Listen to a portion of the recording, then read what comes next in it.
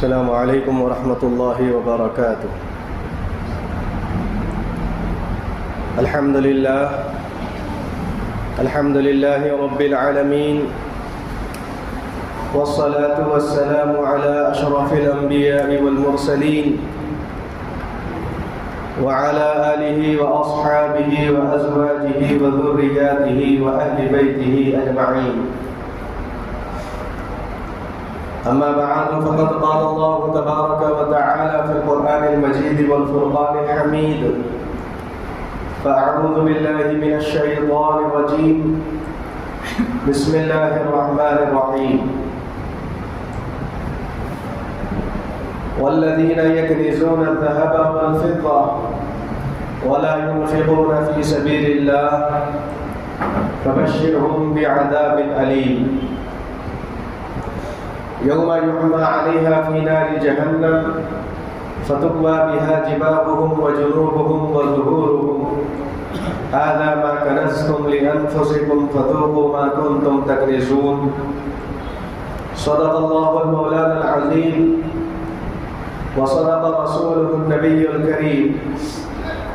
ونحن على ذلك من الشاهدين والشاكرين، والحمد لله رب العالمين. محترم حاضرین کرام، معزز بزرگوں اور میرے عزیز ساتھیوں،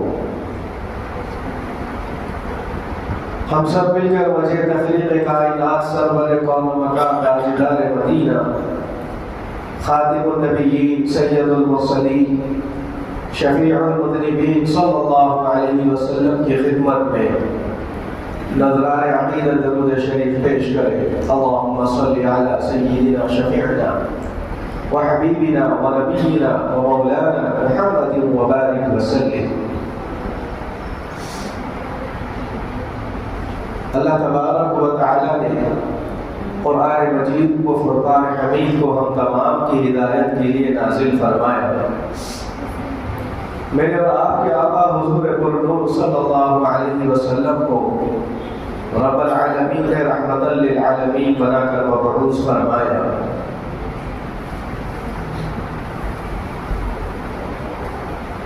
یہ جو اللہ تبارک و تعالی کا کلام ہے، اس کے بارے میں اللہ تبارک و تعالی نے سورہ بقرہ کی ابتدائی آیتوں میں ارشاد فرمایا. یہ آیتیں نازل فرمائی ہے: الف لام میم ذالک الکتاب لا ریب فیہ.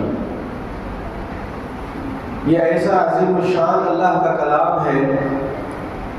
جس میں ذرہ برابر بھی شک اور شبہ کی بات نہیں ہے. ھدی للمتقین، اللہ تبارک و تعالی نے تقوی اختیار کرنے والوں کے لیے ہدایت اس کو بنا کر مبعوث فرمایا. قرآن مجید و فرقان حمید ہمارے درمیان میں جس طرح سے ہم یہ رمضان مبارک کا مہینہ اللہ نے ہم کو عطا فرمایا، اور اس مہینے کی بابت رمضان کا پہلا عشرہ رحمتوں والا گزر گیا، دوسرا مغفرتوں والا عشرہ ختم ہونے کو ہے، اور تیسرا اللہ تبارک و تعالی نے جو عشرہ ہم کو عطا فرمائے گا وہ جہنم سے خلاصی کا ہے.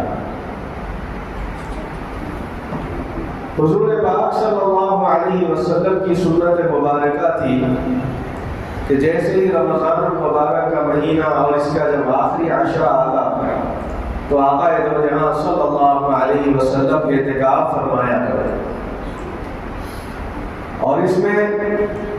پوری امت محمدیہ کو پیغام ہے کہ اللہ تبارک و تعالیٰ اپنے بندوں کو اپنے گھروں میں مہمان بنانا چاہتا ہے، مہمان نوازی کروانا چاہتا ہے. اللہ تبارک و تعالیٰ اپنے بندوں کو اپنے گھر میں بلا کر اپنی عنایتیں عطا فرمانا چاہتا ہے. اسی لیے قرآن پاک کے اندر جا وجہ فرمایا گیا وَالرُّكَّعِ السُّجُودِ، اللہ تبارک و تعالیٰ کے لیے رکوع کرتے رہا کرو، سجدے کرتے رہا کرو. وَالْعَاكِفِينَ وَالرُّكَّعِ السُّجُودِ، اور اللہ کے لیے، اللہ کو راضی کرنے کے لیے اعتکاف بھی کرتے رہا کرو. اعتکاف کے بہت سے فضائل ہمارے سامنے بیان کیے گئے. جس طرح سے اب حالات حاضرہ چل رہے ہیں، دنیاوی مصروفیات میں ہم مصروف ہیں، دنیا کے کام کاج میں اتنے مصروف ہیں کہ اس رمضان کے مہینے میں بھی اللہ اللہ کرنا کبھی بھول جاتے ہیں. تو اس کے لیے ہم کو فرمایا گیا کہ تم 10 دن کا اعتکاف، مسنون اعتکاف میں آ جاؤ اور اللہ تبارک و تعالیٰ کے اس پاک محفل میں، مجلس میں اور اس معاشرے کے اندر آ جاؤ جہاں پر فرشتوں کا آنا جانا روزانہ لگا ہوا رہتا ہے. اور فرشتے اللہ تبارک و تعالیٰ کے اس بندے کے لیے روزانہ رحمت کی دعائیں کرتے ہیں، مغفرت کی دعائیں کرتے ہیں. اور فرشتے اللہ تبارک و تعالیٰ کے حضور میں جو اللہ کا بندہ اعتکاف کی حالت میں کروٹ بدلتے ہوئے بھی اللہ اگر کہتا ہے، فرشتے اللہ کے سامنے جا کر عرض کرتے ہیں، یا اللہ سونے کے عالم میں بھی تیرا ہے بندہ تجھے ہی یاد کر رہا ہے. جو دعا ہم اللہ کے گھر میں بیٹھ کر اعتکاف کی حالت میں ہم کرتے رہتے ہیں، ان تمام دعاؤں پر فرشتے آمین کا آپ کہنا شروع کرتے ہیں. اور فرمایا گیا کہ جس بندے کی دعا کے ساتھ فرشتے کی آمین جڑ جاتی ہے، اللہ اس دعا کو رد نہیں فرماتا، قبول فرما لیتا. تو ایسی مبارک محفل، ایسا مبارک معاملہ اور ایسی مبارک جگہ جس میں ہم اعتکاف کی نیت سے کر کے آتے ہیں، تو اللہ تبارک و تعالیٰ پورے محلے والوں کو، پورے عالم والوں کو یہ کہہ دیتا ہے کہ دیکھو یہ میرا مہمان ہے. اب اس کی مہمان نوازی کیسی ہوتی ہے؟ عالی شان طریقے سے اللہ اس کی مہمان نوازی فرماتا ہے. ہر ایک آ کر اس کے ساتھ ادب کے ساتھ ملتا ہے، محبت کے ساتھ ملتا ہے اور اس سے کہتا ہے بھائی آپ ہماری دعاؤں، ہم کو بھی جو ہے اپنی دعاؤں میں یاد رکھنا. کیوں کہا جاتا ہے کہ بھائی دعا میں یاد رکھنا؟ اس لیے کہا جاتا ہے کہ یہاں پر اللہ تبارک و تعالیٰ کی محفل میں، اللہ تبارک و تعالیٰ کی اس گھر میں، اللہ تبارک و تعالیٰ کی اس در پہ وہ اللہ کا بندہ اپنا گھر چھوڑ دیا، اپنا در چھوڑ دیا، اللہ کے گھر میں آ کر بیٹھ گیا. اسی لیے اس سے کہنا چاہیے، ملنا چاہیے اعتکاف والوں سے اور ان سے عرض کر دینا چاہیے، گزارشیں رکھنا چاہیے، آپ اپنی دعاؤں میں ہمیں بھی یاد کر لیں. کیوں؟ اس لیے کہ معتکف جو اللہ کا بندہ اعتکاف کرنے کے لیے مسجد میں بیٹھتا ہے، اللہ تبارک و تعالیٰ اس کی دعاؤں کو ہمیشہ جب کبھی وہ اللہ سے مانگے گا مسجد میں بیٹھ کے، اللہ اس کو قبول فرماتا ہے. چنانچہ یہ رمضان کا مبارک مہینہ، یہ عظمتوں والا مہینہ، یہ برکتوں والا مہینہ، یہ جہنم سے خلاصی والا مہینہ، اس مہینے کی عظمت ہی کیا ہے؟ اللہ تبارک و تعالیٰ بہانے تلاش کر کر کے ہمارے سامنے دے رہا ہے، اے میرے بندو آ جاؤ، اے میرے بندو معافی طلب کر لو، اے میرے بندو بخشش حاصل کر لو. رمضان کی پوری راتوں میں اللہ تبارک و تعالیٰ یہ آوازیں لگواتا ہے کہ ہے کوئی بخشش چاہنے والا میں اسے معاف کر دوں گا، ہے کوئی رزق تلاش کرنے والا میں اسے رزق دے دوں گا، ہے کوئی بیماری سے شفا حاصل کرنے والا میں اس کی بیماری کو دور کر دوں گا، ہے فلاں ہے فلاں ہے فلاں. اللہ تبارک و تعالیٰ ہمیشہ اپنے بندوں سے یہی بات جو ہے راتوں کے اندر کرتے ہیں.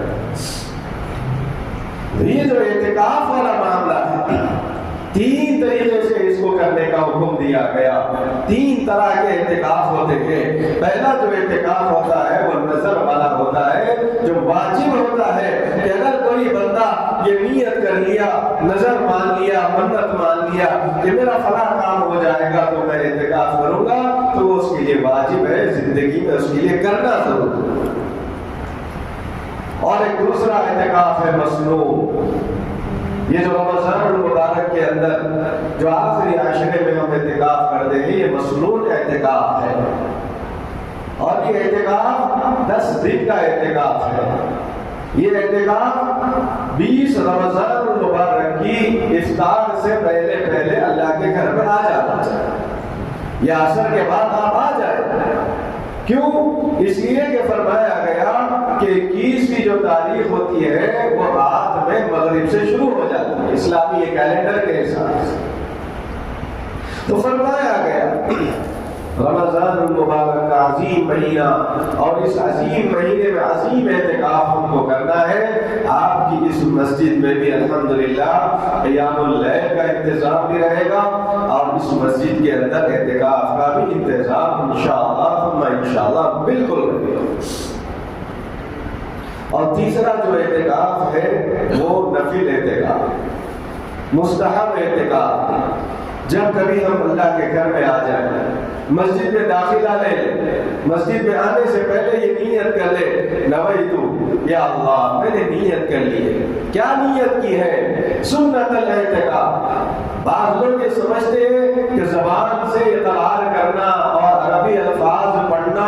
یہ نیت ہے، ضروری ہے، ایسا ان کا خیال رہتا ہے۔ نہیں میرے محترم بزرگوں دوستوں، اگر کسی کو دعا یاد بھی نہیں ہے، گھر سے نکل رہے اور گھر کے اندر وضو جب بنایا جا رہا ہے تو کیا نیت سے ہم وضو بنا رہے ہیں؟ نیت ہماری یہ ہے کہ میں فلاں نماز کے لیے نکل رہا ہوں، نیت ہماری یہ ہے کہ میں اعتکاف کی نیت بھی کر لوں گا، اور مسجد میں جانے سے پہلے گھر سے نکلنا یہ بھی ہمارے لیے نیت کے برابر ہو جائے۔ بسم اللہ دخلت علیہ توکل، اللہ تبارک و تعالیٰ کا نام لے کر میں گھر سے نکل رہا ہوں، اسی کے اوپر بھروسہ کر کے نکل رہا ہوں، یقین کامل کرتے ہوئے میں نکل رہا ہوں۔ میں بسم اللہ دخلت علیہ توکلت ونویت سنت الاعتکاف، اور میں اس بات کی نیت کر رہا ہوں کہ میں اعتکاف میں پہنچ جاؤں۔ یہ مسنون اعتکاف ہماری اس مسجد میں ہم کو ہے۔ آپ لوگوں کو آپ دیکھ رہے ہیں کہ دور دراز علاقوں میں بڑی مسجد میں جہاں جمگٹا جمع ہو جاتا ہے، بڑے بڑے میلوں کی طرح لوگ آ کر وہاں پہ جڑ جاتے ہیں، اکثر دیکھنے کو مل رہا ہے کہ صحیح طریقے سے وہاں عبادتیں نہیں ہو پاتی۔ ہم اگر کسی محلے میں رہ رہے ہیں تو ہمارا معاملہ اس مسجد سے جڑا ہوا ہے، محلے کی مسجد سے ہمارا معاملہ جڑا ہوا ہے۔ اس محلے کی مسجد کا ہمارے اوپر حق ہے، ذمہ داری ہے کہ ہم اس محلے کی مسجد کا حق ادا کریں، اعتکاف میں آ جائیں۔ اور فرمایا گیا کہ جو اللہ کا بندہ اعتکاف میں مسجد میں آ جاتا ہے، اللہ تبارک و تعالیٰ اس کے اور جہنم کے درمیان میں 3 خندقیں بنا دیتا ہے۔ اور فرمایا گیا ایک خندق کا جو فاصلہ بتلایا گیا وہ زمین اور آسمان کے درمیان میں جو فاصلہ ہے، اس سے بھی زیادہ فاصلہ اللہ تبارک و تعالیٰ اس خندق کا بتلایا ہے۔ یہ فاصلہ ہماری سمجھ کے لیے جو ہے یہ بتلایا جاتا ہے، ہم کو پیمانہ معلوم ہو جائے، ہم کو اس کا طریقہ معلوم ہو جائے۔ اور یہ فاصلہ اس لیے بتایا گیا تاکہ ہم کو بات یہ سمجھ میں آ جائے کہ ہاں زمین میں اور آسمان میں کتنا بڑا فاصلہ ہے، اتنا زیادہ فاصلہ اللہ ہمارے اور جہنم کے درمیان میں ان لوگوں کے لیے بنائے گا جو اللہ کے گھر میں آ کر اعتکاف میں بیٹھ جائے۔ اب 3 خندقوں کا معاملہ کیا ہوگا؟ اسی لیے میرے محترم بزرگوں دوستوں، جو مسجدوں کے اندر اعتکاف میں آ جاتے ہیں وہ بخشائے ہو جاتے ہیں، وہ اللہ کے جو ہے ایسے مقرب بندے بن جاتے ہیں، وہ اللہ کو راضی کرنے والے بن جاتے ہیں، اللہ ان سے راضی ہو جاتا ہے اور اللہ سے وہ بھی راضی ہو جاتے ہیں۔ اور آج کل کے اعتکاف کی کچھ غلطیاں میں آپ حضرات کے سامنے بتانا مناسب سمجھتا ہوں کہ دیکھیں کہ اعتکاف کے اندر غیر ضروری موبائل کا استعمال ہرگز نہیں ہونا چاہیے۔ اور یہ جو پردوں کا سسٹم آج آ گیا، پردے لگا رہے، اندر بیٹھ رہے، بس سو رہے نہیں میرے محترم بزرگوں دوستوں، اس کا ایک ٹائم ٹیبل ہم کو بنانا ہے۔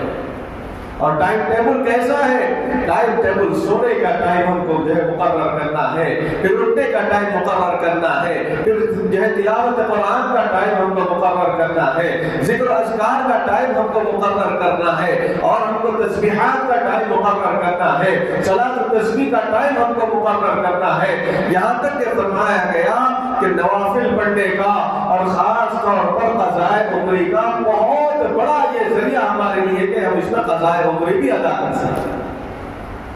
ہمیں نہیں معلوم کہ ہماری کتنی نمازیں قضا ہو گئی، چھوٹی چھوٹی باتوں میں ہماری نمازیں قضا ہو جاتی ہیں، تو یہ اعتکاف کے معاملے کے اندر فرمایا جا رہا ہے آپ جو ہے اپنی چھوٹی ہوئی نمازوں کو بھی ادا کر سکتے۔ تو میرے محترم بزرگوں دوستوں، حالات حاضرہ میں دیکھنے کو یہ بھی مل رہا ہے، نوجوان سب آ رہے ہیں، ان کے ہاتھوں میں موبائل ہے، اور ہم نے بعض لوگوں کو یہ بھی دیکھا کہ جو ہے اللہ کی پناہ میں آ جائے، موبائل رہنے کے بعد کرکٹ میچ بھی جو ہے اعتکاف میں رہتے ہوئے دیکھا جاتا ہے۔ اللہ کے گھروں کو پامال مت کریے، اللہ کے گھروں کو ناپاک مت کریے۔ اللہ اللہ کرنے کے لیے آپ کو یہاں رکھا گیا ہے، اللہ کی یاد کو بلند و اعلیٰ اور رفع اللہ کی یاد کو کرنے کے لیے یہاں پر ہم کو جو ہے بیٹھنے کا حکم دیا گیا ہے، اور آج ہم اسی مسجدوں میں بیٹھ کر اللہ کو ناراض کرنے والے اعمال کر رہے ہیں۔ زیادہ عبادتیں کر لیے، تسبیحات بھی ہم نے پڑھ لی، تلاوت قرآن بھی ہم نے کر لیا، تھک گئے، آرام کر لیجئے۔ یہ آرام کرنا ہمارے لیے اجر و ثواب میں لکھا جاتا ہے، یہ آرام کرنا ہمارے لیے نیکیاں لکھی جا رہی ہیں، اور یہ آرام کرنا ہمارے لیے باعث اجر و ثواب لکھا جاتا ہے۔ رمضان کی اب چند ساعتیں بچی ہوئی ہیں۔ رمضان کا مبارک مہینہ آخری عشرہ آ رہا ہے، رمضان کا مبارک مہینے کا اب یہ دوسرا عشرہ ختم ہونے جا رہا ہے، یہ مغفرتوں والا عشرہ ختم ہونے کو جا رہا ہے۔ ہم نے بہت سے لوگوں کو دیکھا کہ رمضان کے پہلے عشرے میں 6 دن کی تراویح ہم نے مکمل کر لی، اس کے بعد سے تراویح چھوڑنا ان کے لیے آسان ہوتا جاتا ہے۔ پورے مہینے میں تراویح ہم کو پڑھنا ہے، بھلے ہی الگ طرح سے کیوں نہ ہو، بھلے ہی ایک پارے سے کیوں نہ ہو، بھلے ہی 1.5 اور 2 پارے بھی ہم کیوں نہ پڑھنے والے سننے والے ہوں، لیکن تراویح والے عمل کو ہرگز نہ چھوڑیں۔ اور پھر فرمایا گیا امت محمدیہ کا یہ عمل رہا ہے، امت محمدیہ کا یہ دستور، اور اس وقت کے حالات کے حساب سے لوگوں نے اپنی یہ ترتیب بنائی ہے کہ یہ مہینے میں زکوٰۃ کا نظام اور سسٹم ہم نے بنا لیا۔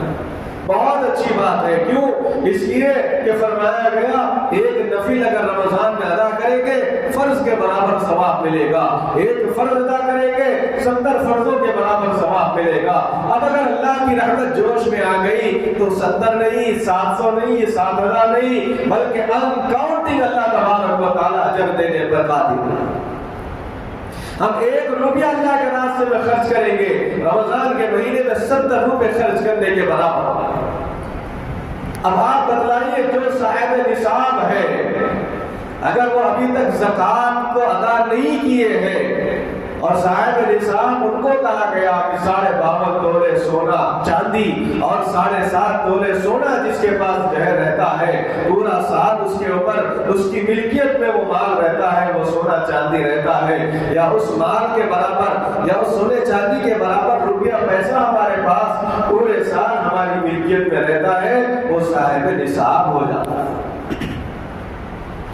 اب زکوٰۃ کا جو معاملہ ہے اس کو بھی غور و فکر سے سن لیں۔ بہت سے حالات میں ہم یہ بات دیکھنے کو آ رہی ہے کہ ہم جو ہے جہاں بجا جدھر جائے جیسے فقیر ہم کو مل جاتے ہیں، ہم ان کو جو ہے اپنے زکوٰۃ کے مال کو جو ہے اپنے جیب میں رکھ کر نکل جاتے ہیں۔ جس طرح کا فقیر ہم کو مل جاتا ہے اس کو زکوٰۃ کا مال زکوٰۃ کی نیت کر کے اس کو دینا شروع کر دیتے ہیں۔ آپ کو معلوم ہونا چاہیے کہ اس وقت جو ہے شہر کے اندر ایک پروفیشنل جو ہے فقیروں کا جھنڈ آ جاتا ہے، وہ خود صاحب نصاب کے برابر رہتے ہیں،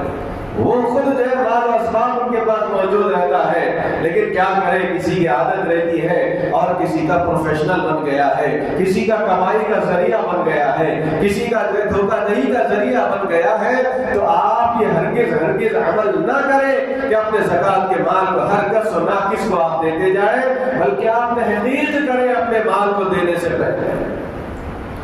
آپ مستحق لوگوں کو دیں،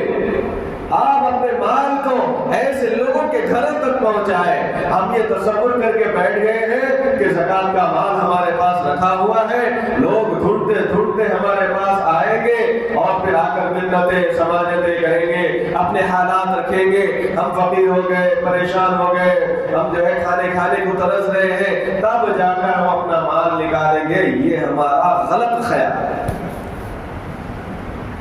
اصول تو یہ ہونا چاہیے کہ زکوٰۃ دینے والا لینے والوں کو تلاش کرے، زکوٰۃ دینے والا مستحق کو تلاش کرے، زکوٰۃ دینے والا ڈائریکٹ اپنے ہاتھوں سے جو ہے زکوٰۃ دے، زکوٰۃ دینے والا غریب اور مستحق نادار یتیموں کو، مسکینوں کو، بیواؤں کو تلاش کر کے ان کے پاس زکوٰۃ کا مال پہنچائے، اور زکوٰۃ کا مال تھوڑا تھوڑا تھوڑا 100 روپے 500 روپے 1000 روپے الگ الگ جو ہے تقسیم کرتے ہوئے مت دے، کسی ایک شخص کو اپنا مال، زکوٰۃ کا مال اس طریقے سے، اس انداز سے دے دیجئے، آنے والے سال میں وہ بندہ بھی زکوٰۃ دینے والا بن جائے۔ اس کو سپورٹ کرنا چاہیے، اس کو کچھ جو ہے تجارت لگا کر دینا چاہیے، اس کا کچھ گھر کا خرچ دے دینا چاہیے، تاکہ وہ باہر جا کے صحیح طریقے سے کام کرنے والا بن جائے، اس کو کچھ ایسی مدد اور نصرت اس کی کر دینی چاہیے۔ اور میرے محترم بزرگوں دوستوں، یہ بھی دیکھنے کو مل رہا ہے کہ ٹریفکوں میں اور سگنلوں میں بہت سے فقیر ہم کو دیکھنے کو مل جاتے ہیں۔ آپ خدارا ایسے لوگوں سے ہوشیار ہو جائیں۔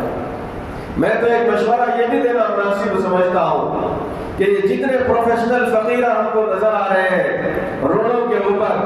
اگر جو ہے بلدیہ والے ان کو پکڑ کر اگر روڈ کی صفائی کا کام یا سارے علاقے کے اندر صاف ستھرائی کے کام پہ اگر ان کو لگا دیں گے، اور روزانہ ان کا جو ہے جو بھی مشاہدہ ہوگا، جو بھی تنخواہ ہوگی، وہ تنخواہوں پہ اگر ان کو معمول کر دیں گے تو انشاءاللہ آئندہ سال فقیر دیکھنے کو نہیں ملے گا۔ لیکن میرے محترم بزرگوں دوستوں، اپنے زکوٰۃ کے مال کو صحیح لوگوں تک پہنچائے، اپنے زکوٰۃ کے مال کو ان مدارس اسلامیہ میں لگائے جہاں پر قال اللہ اور قال الرسول کی تعلیمات ہوتی ہے، اپنے زکوٰۃ کے مال کو ان جو ہے ضرورت مندوں تک پہنچائے جو گھر کے اندر دست دراز نہیں کر سکتے، باہر آ کر لوگوں سے سوال نہیں کر سکتے، لوگوں کے سامنے اپنی رودات نہیں رکھ سکتے، لوگوں کے سامنے آ کر اپنا ہاتھ نہیں پھیلا سکتے، اپنی زبان نہیں ہلا سکتے، ان لوگوں کو تلاش کر کے آپ زکوٰۃ تک پہنچائیں۔ زکوٰۃ کا جو سسٹم ہے، زکوٰۃ کا جو معاملہ ہے، اگر اللہ تبارک و تعالیٰ نے مال دولت سے نوازا ہے تو آپ اس مال کو کیوں اللہ کے واسطے خرچ نہیں کرتے؟ والذین یکنزون الذهب والفضة، فرمایا گیا کہ قرآن ہمارے لیے پکار کر کہہ رہا ہے، اللہ کے بندو تم نے جو ہے قرآن کو نہیں پڑھا، اگر صحیح پڑھا ہوتا تو یہ جو سونا چاندی جمع کر کے اپنے پاس رکھ رہے ہو، والذین یکنزون الذهب والفضة ولا ينفقون في سبيل الله، پھر اللہ کے راستے میں خرچ نہیں کر رہے، گن کے اپنے پاس رکھ رہے ہیں۔ کیسے گن رہے ہیں؟ قرآن کی دوسری آیتیں ہمارے سامنے شاہد ہے، شہادت دے رہی ہے، الذی اطعمهم من جوع، پھر فرمایا گیا ویل لکل ہمزۃ لمزہ الذی جمع مالا وعددا، مال ہمارے لیے آج اتنا محبوب ہو گیا، ہمارے پاس اتنا جو ہے من پسند ہو گیا، ہم اس کو گن کر جمع کر کے اپنے بینک بیلنسوں میں رکھ لیا، اور بینک کے اندر ہمارے پاس اسی مال کے اوپر سود جمع ہو رہا ہے، جمع ہو رہا ہے، جمع ہو رہا ہے۔ ہم یہ تصور کر رہے ہیں کہ بھئی ہمارا مال تو پیسے کما رہا ہے، پیسے کما رہا ہے۔ خدا اللہ کی پناہ میں آ جائے، اگر آپ زکوٰۃ کے سسٹم کو صحیح نہیں کریں گے، اپنی جانب سے صاحب نصاب ہوتے ہوئے زکوٰۃ کو ادا نہیں کریں گے، تو یہ قرآن کی آیتیں، یہ وعیدیں ہم کو سنانے آئی ہے، وَلَا يُنْفِقُونَ فِي سَبِيلِ اللَّهِ فَبَشِّرْهُمْ بِعَذَابٍ أَلِيمٍ، میرے محبوب آپ ان کو بتا دیجئے، خبر دے دیجئے کہ دردناک عذاب ان کے لیے اللہ نے تیار کر کے رکھ دیا۔ اللہ تبارک و تعالیٰ قرآن کی آیت نازل کرنے کے بعد بھی ہمارے جو ہے کانوں پہ جو تک نہیں رینگتی ہے، لوگ اس کو ٹیکس تصور کر رہے ہیں۔ اگر حکومتی سطح پر ہمارے بینک سے خاموشی سے ٹیکس نکل جاتا ہے، ہم بڑے خوش ہو جاتے ہیں، ہم سمجھ جاتے ہیں، ہم ایجوکیٹڈ لوگ ہیں، ہم یہ سمجھ جاتے ہیں کہ ہاں ہمارا مال تھا، سالانہ ہم کو ٹیکس ادا کرنا تھا۔ میرے محترم بزرگوں دوستوں، یہ اللہ کی طرف سے ٹیکس نہیں ہے، بلکہ اپنے مال کو پاک کرنے کا اللہ نے موقع ہم کو دیا ہے۔ جو مال ہم جمع کر کے رکھے تھے، جس کو پسند کر کے گن کے ہم نے اپنے پاس رکھا تھا، الذی جمع مالا وعددا، اور مال جب ہم جمع کرتے ہوئے محبوب ترین عمل بناتے ہوئے اپنے پاس جمع کر کے رکھا تو کیوں رکھا تھا؟ اس لیے رکھا تھا یحسب ان مالہ اخلدا، ہم یہ سمجھ رہے ہیں کہ یہ مال ہمیشہ ہمارے پاس رہے گا، یہ مال ہمیشہ ہمارا مال رہے گا، یہ مال ہمیشہ ہمارے بینک بیلنس میں جمع ہو کے رہے گا، یہ مال ہمیشہ ہمارے پاس رہے گا، کبھی خالی نہیں ہوگا۔ یہ گمان خام خیال لے کے ہم جو ہے بیٹھے ہوئے ہیں۔ یحسب ان مالہ اخلدا، قرآن کہتا ہے کلا، ہرگز نہیں، ہرگز نہیں، یہ ہمارا غلط خیال ہے، یہ ہمارا برا خیال ہے، یہ مال تو کبھی بھی ہمارے پاس نہیں رہا ہے، یہ مال تو جو ہے جس طریقے سے میل جس کو کہا گیا ہے مال بھی اسی سے نکلا ہوا ہے، میل کبھی بھی ہمارے ہاتھوں میں ہمیشہ نہیں رہتا، تو مال بھی کبھی ہمارے پاس جو ہے باقی اور سالی نہیں رہتا، وہ کبھی بھی ہمارے پاس سے نکل سکتا ہے۔ تو مال نکلنے سے پہلے ہم زکوٰۃ کو ادا کریں، مال خرچ ہونے سے پہلے اللہ کے راستے میں خرچ کریں اور ان بندوں تک اپنے مال کو لگائیں، اپنے زکوٰۃ ادا کریں جس کے بارے میں فرمایا گیا۔ علامہ حضرت عبداللہ ابن مبارک رحمۃ اللہ علیہ فرماتے ہیں کہ دیکھو اگر مال اللہ کے راستے میں خرچ کرنے کا مشورہ اگر مجھ سے کسی کوئی اگر جو ہے پوچھتا ہے تو میں سمجھتا ہوں کہ ضرورت مندوں کے بعد، رشتہ داروں کا حق ادا کرنے کے بعد سب سے زیادہ ضرورت مند مدارس اسلام ہے۔ ہم اس کو آج بھول گئے، ہم آج اس کو مضبوط کرنا بھول گئے۔ آپ دیکھ لیجئے اندلس کے اندر، اسپین کے اندر سب سے پہلے جو معاملے اور سب سے پہلے اسلام کو جو دھکا پہنچانے کی جو کوششیں کی گئی، وہ سب سے پہلا ٹارگٹ اسپین کے اندر مدارس اور مساجد تھے۔ آج مدارس کے اوپر بھی جو ہے بہت ساری چیزیں ہو رہی ہے، مدارس کو ختم کرنے کی سازشیں ہو رہی ہیں، لیکن جب تک اللہ اور اللہ کے نبی صلی اللہ علیہ وسلم کے اوپر ایمان لاتے ہوئے یقین کامل کے ساتھ ہم مضبوطی کے ساتھ اپنے مدارس کو مضبوط کرتے رہیں گے، وہاں پر آج میرے محترم بزرگ دوستوں پوری دنیا کے اندر، پورے شہر کے اندر، پوری بستیوں کے اندر جس مسجد کے اندر ہم کو ایمان ملتا ہے وہ کہاں کا فارغ ہے؟ وہ مدرسے کا فارغ ہے۔ ہمارے گھروں میں اگر کوئی ٹیوشن دینے آتا ہے، ہمارے بچوں کو دینی تعلیم اگر پڑھاتا ہے، وہ حافظ صاحب ہم جس کو کہتے ہیں، وہ کہاں سے فارغ ہے؟ وہ بھی مدرسے سے فارغ ہے۔ ہماری مسجد کے ممبر پہ جو عالم صاحب بیٹھتے ہیں، جو خطاب کرتے ہیں، وہ کہاں سے فارغ ہے؟ وہ بھی مدرسے سے آئے ہوئے ہیں۔ جو امام ہماری مسجد میں 5 وقتہ نماز ہم کو پڑھاتا ہے، وہ کہاں سے فارغ ہے؟ وہ یہی دین اسلام کے قلعے مدارس اسلامیہ سے فارغ ہوئے ہیں۔ یہاں تک کہ میرے محترم بزرگوں دوستوں، ہمارے گھروں میں جب بچہ پیدا ہوتا ہے اس کے کان میں اذان اور اقامت دینے کے لیے اگر کسی کو بلایا جاتا ہے، وہی امام اور عالم اور حافظ کو بلاتے ہیں۔ آج الحمدللہ گھروں کے اندر نانا دادا باپ اذان دینے پہ آ گئے ہیں، لیکن تبرک اور برکتاً یہ سمجھا جاتا ہے کہ کسی مسجد کے امام کو، عالم کو، حافظ صاحب سے ہمارے بچوں کے کانوں میں اذان دی جائے۔ یہ کہاں سے ہم کو ملے؟ یہ پورے حفاظ اور علماء ہم کو کس نے دیے ہیں؟ یہی دین اسلام کے جو ہے محافظ اور قلعے مدارس اسلامیہ نے ہم کو دیے۔ تو بہرکیف مدارس کے سسٹم کو مضبوط کریں، اور بہت سارے مدارس ایسے بھی ہیں جو خام طور پہ جو ہے صرف جو ہے کتابی شکل میں، رسیدوں کی شکل میں آ جاتے ہیں۔ آپ ان مدارس سے تھوڑا سا احتیاط برتے آپ دیکھیں جائیں، اور اگر آپ کو کوئی مستند کوئی آدمی آپ کو کہہ رہا ہے کہ بھائی ہم نے یہ مدرسہ کیا ہے، شروع کیا ہے، آپ کو اس پر بھروسہ ہے، آپ کو اس کے اعمال پہ بھروسہ ہے، اس کی خدمات پہ بھروسہ ہے، آپ اس کو حوالے کریں، وہ جائے گا اور اللہ کے ان مدرسوں کے اوپر خرچ کریں۔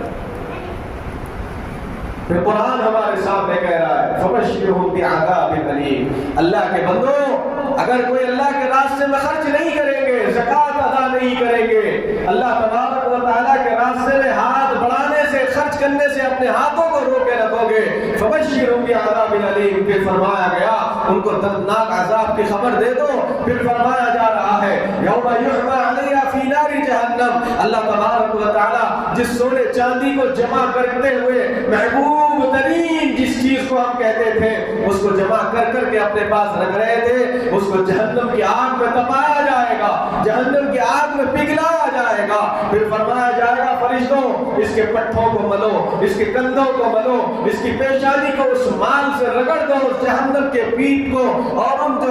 جو عذاب میں نے جہنم کے اندر بنا کر رکھا ہے اس کے کندھوں کو رگڑا کرو۔ کیوں؟ جب جانے کا معاملہ آتا، کوئی اگر فقیر آ جاتا، مستحق ہمارے سامنے آ جاتا، ہم اپنی پیشانی پہ بل لا لیتے ہیں، کیسا فقیر ہمارے سامنے آ گیا، ہم بڑے کام میں مصروف تھے اور یہ آ کر ہم سے مانگ رہا ہے، ہماری پیشانی پہ بل آ جاتے ہیں۔ تو اسی چیز کو مد نظر رکھتے ہوئے بتلایا گیا سب سے پہلے اس جہنم کے عذاب کو اس کی پیشانی سے شروع کرو، اس لیے کہ جو مستحق آ کر اس کے پاس مانگتا تھا وہ پیشانی پہ سب سے پہلے بل داخل کرتے۔